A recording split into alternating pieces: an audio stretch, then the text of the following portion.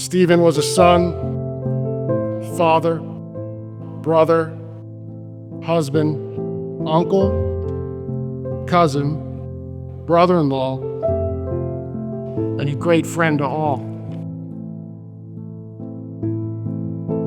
Who was Stephen Young? Well, he was a mama's boy, so let's get that out of the way first.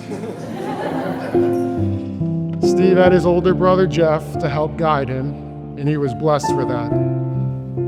Steve and Jeff were lucky to have each other in high school, always known as the Young brothers.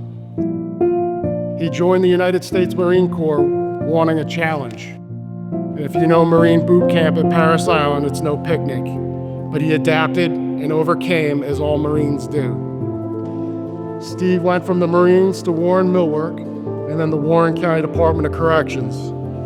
From there, he started his lifelong career with the New Jersey Department of Corrections as a police officer. He rose to the rank of lieutenant, serving in some of the toughest prisons in the state of New Jersey: Rahway, Trenton State, Northern, along with Mountain View. At 6'5", 275 pounds, he was able to handle his own while helping his brothers and sisters. He loved you all and spoke fondly of his coworkers, even with the bad jokes. Steve truly lived for his children. They came first for everything. His other love was the fire department. It was always about staying involved, living close to the firehouse so he could be there.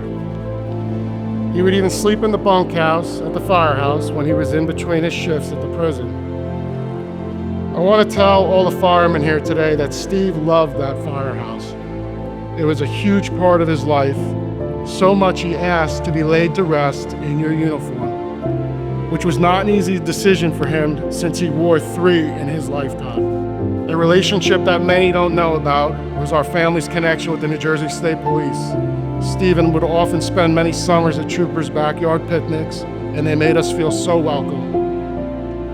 When Steve was diagnosed with cancer, he asked me to stay by his side during the entire process. I watched Steve go through horrible surgeries, chemotherapy, and whatever else they threw at him. He took it in stride, and of course, his little bit of what else you got, bring it on. You only get one go of this, and life can be short.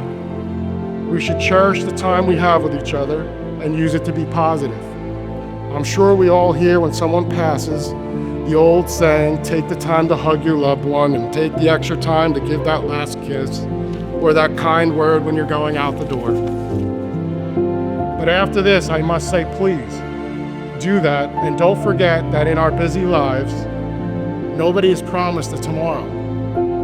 When God says he needs us, we must be ready and we must have no regrets. In closing, I wanted to say to Kaylin Jatsy, your father is no longer suffering. His body will be interned right here, but his soul is with God now. He is never gone. He is here, and he will watch over you, and so will every single person in this house of God. Your family did not get smaller, it just got much bigger. And Mom, Steve is with 2 of his favorite people now, Grandma and Grandpa, and we should find peace in that. So until we meet again, Steve, help God protect the gates and put out any fires and protect the perimeter. Your law enforcement, fire, and Marine family have it from here, sir. So let us celebrate Stephen's life and never ever forget him. May God be with you all and protect our first responders and military. Thank you very much. Annandale Hose Company number 1, this is your last call from Past Lieutenant Stephen D. Young. Repeating, Annandale Hose Company number 1, this is the last call from Past Lieutenant Stephen D. Young. May he rest in peace and God bless his soul. 1223, operator 107, KOA 430, KOA 553.